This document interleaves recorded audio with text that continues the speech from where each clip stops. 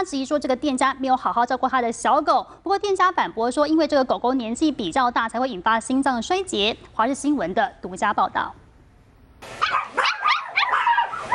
为什么差这么多？同样睡在这个狗笼子，这只黑贵宾一觉醒来好得很。侯小姐的马尔济斯狗却再也回不来。上个月中，侯小姐把10岁的狗来福寄宿到这家宠物店。凌晨2点多，来福开始坐立不安，起来撞门，最后门竟然被他撞开了。他跳了下来，绕了一个圈子，默默地站了30分钟后，立刻倒地不起。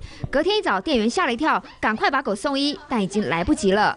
诊断书上头写着来福死于心脏衰竭。 侯小姐气坏了，狗怎么活着进去，躺着出来？心脏病如果说死在笼子里面，我可以接受。你怎么会把一个老狗放在这么高的地方？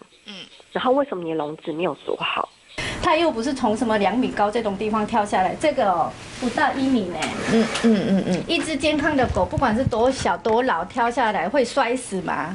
哪里有24个小时顾狗的啦？侯小姐越想越不能接受，立刻打电话来理论。如果说你今天没有证据的话，你凭什么在那边耍嘴炮？